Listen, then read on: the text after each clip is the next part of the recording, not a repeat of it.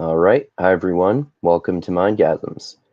I am Andrew, aka Politically Curious Mindgasms, for the purposes of this video. And as some of you know who watch my channel, I'm very curious about interesting and surprising radical intellectuals. So I'm going to talk about an excerpt from this book called The Right to Be Greedy, which is, I didn't figure out until after I read it that this is an anarcho-communist book, so an anarchist communist book.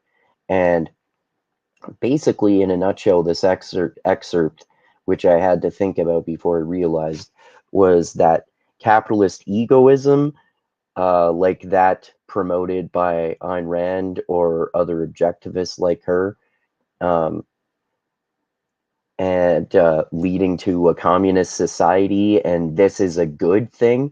So it's interesting because the author is using this extremely pro-capitalist approach to argue that this will lead to a communist society, which is a good thing. So it's so counterintuitive and somewhat paradoxical in the way that it sounds. So that's why you can see in my thumbnail here, I have Karl Marx and Ayn Rand in the picture because they're polar opposites, in my opinion, but this thinker is combining them in a positive way. And this is what apparently is the anarcho-communist symbol, the A for anarchy, and then the communist symbol over top of it, and they're combined. And I just thought that was interesting. So anyway, let me get into this essay here. All right. So the right to be greedy. So I'm just going to read my the excerpts that I marked down and then give you my reactions to them. Okay. The wealthy man's inner sense of self-realization is necessary. Okay, so no, not really necessary. But wealthy man's inner sense of self-realization is necessary for who? Why is it supposedly necessary? There are plenty of wealthy men without a sense of self-realization. It doesn't seem to have a particularly large effect on society. Their mindsets in particular, regardless of what they are, I would say. All right, so next note here. From the communist perspective, poverty acquires a human and social meaning. I think that's true, obviously, from a communist perspective. Okay, so next one here. Poverty, this one's interesting. Poverty is a passive bond which leads man to experience a need for the greatest wealth, another person. That's interesting. It sounds like a stereotypical kind of socialist perspective, depending on what kind of socialist you're talking about, right? Okay, so yeah, interesting. Does this mean that poverty makes you lonely and that appreciating your fellow man is a greater wealth than financial success? The former seems partially true, but not inevitably so, since there are poor people who are not lonely, right? So it's not inevitable that poverty makes you lonely. The former seems partially true, that agree that a that a that poverty makes you lonely. Sorry, I had the other way around because I said former and latter, and that appreciating your fellow man is a great. So the former seems partially true, that poverty makes you lonely, but not inevitably so, since there are poor people who are not lonely. The latter, that appreciating your fellow man is a greater wealth than financial success, sounds like the kind of New Testament Christianity for which Jesus advocated for, actually, right? Um, Appreciating your fellow man is a greater wealth than financial success, because contrary to what some hardcore lefty Christians might say, Jesus was like, he didn't say that being rich was bad, but he said the love of wealth is bad. There's that famous quote, it is easier for a camel to pass through the eye of a needle than it is for a rich man to enter the kingdom of heaven. But I wouldn't say that's a consistent attitude throughout the New Testament. But but there is that idea of how the love of wealth is bad. Like, being wealthy isn't bad, but if you're pursuing money for the sake of money and you're enjoying being rich just because you like being rich, then that's not good. All right, so let's move on to the next point here. Authentic common life arises from the egoism of individuals, not reflection. Now, I had a lot to say about this. Egoism, in the sense of the philosophy promoted by Ayn Rand and other objectivists. So, this idea, basically in a nutshell, that it's good to be selfish or egotistical because it's good for the world when you make money and be rich because you can help more people. But this is stupid, really, because it's based on the idea of trickle down economics, which Ronald Reagan talked about a lot, which has been financially or economically debunked since then. And also this like not exactly anarcho-capitalist, but similar objectivist ideology is just dumb because it acts like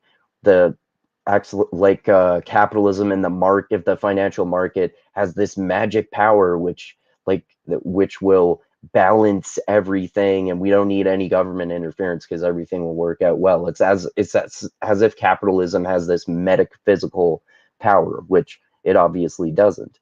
And so that's going way too far in the other direction of Marxism or communism having too much government control. You should have government control of the market, but not completely control of it, in my opinion, right? And the opinion of probably most people too.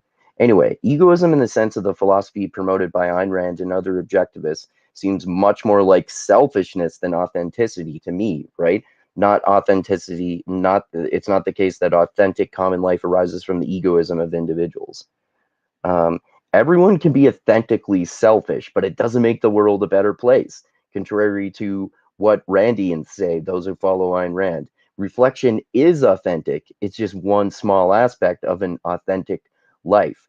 Whether you be selfish or not, that still is not the only part of authentic common life. Reflection is too. Both are.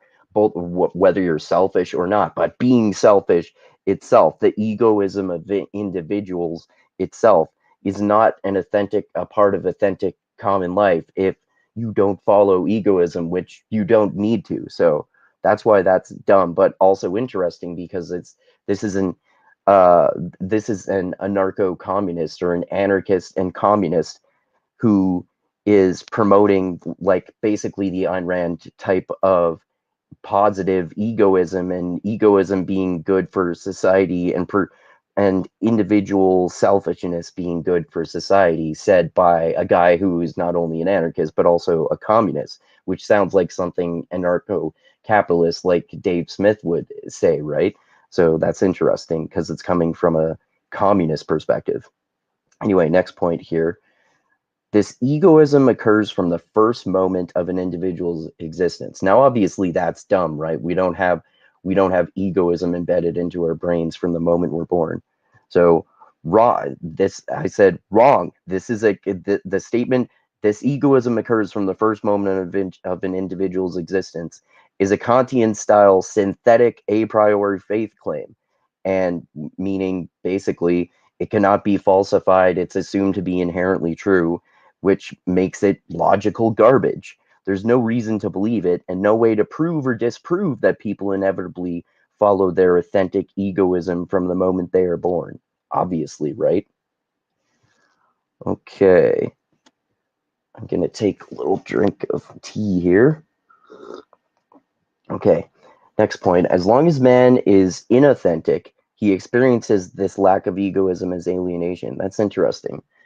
So I said this is interesting because communists and Marx talked about how capitalism alienates people from society, but this argument by the author is using the concept of alienation to make a more capitalistic argument by promoting egoism and also capitalism, capitalistic style egoism like that promoted by Ayn Rand and objectivists, like I said, right? Okay. Next point. In a communist society, privatized value will be experienced as narrow and impoverished in comparison to the personal private value of each individual's social existence. So my reaction was, why are individuals' social existences based on private values? What is the difference between privatized and private values to the author? They don't explain that at all. Okay, so next point. This communist society is not possible now, but it would be if these preconditions were met. And my reaction was, okay, so how could these preconditions be met? And how would this communist society be possible if they were met? Also, I thought that this egoism is supposedly part of authentic human life. Doesn't that mean that the most fundamental condition has already been met, which makes this society possible already? That seems like that's it. That doesn't really make sense. Okay, so next point. Until now, only private property has been recognized as wealth. In the future, if there is one, the narrow and privatized will be revealed as the essence of poverty. Wealth will be realized as social wealth, as wealth in human beings. The greatest wealth is society itself. Okay, so my reaction, wrong. Okay, more than private property, it's interesting, but still, more than private property has been recognized as wealth. People can become wealthy without it coming from private property. They can be artists, musicians, or athletes, for example. There are countless jobs that don't rely on you having your own private property to make money. Also, no one can predict how society will recognize wealth in the future. And if private property in particular becomes recognized as the essence of poverty, that's contradictory according to the way the author describes wealth, because we're talking about a reframing of wealth, as he said in a previous point, right? To be social, to mean social human value, which I think is interesting. Okay, so anyway, however, as I acknowledged with an earlier similar point, this is a reframing of the concepts and definitions of wealth, right? So if we decide as a society to see financial success as poverty and redefine wealth as social wealth or wealth in human beings, then this idealistic hope for the future world would theoretically be possible. Valuing human social welfare more than financial success sounds like a good idea to me, even though I'm not a communist, a Marxist, or an anarchist, or anything like that. Anyway, yeah, those are my notes and that I took on this excerpt of that book. I just thought that was really interesting because I barely even heard of anarcho-communism before, and I wanted to investigate it. And it seems like contradictory and paradoxical and not very good logic, but I think the points are very interesting and sophisticated and surprising and radical, which I like in intellectuals. Even if I disagree with their conclusions, I like the way that they arrive at their points. So anyway, yeah, thanks everyone for watching my little explanation and explanation of and reaction to this book, The Right to Be Greedy, about and learning about anarcho-communism. So yeah, thanks everyone for watching. Share this everywhere. Subscribe to the channel if you haven't done so already. Share these mindgasms all over the world, all over the place. Smash that like button.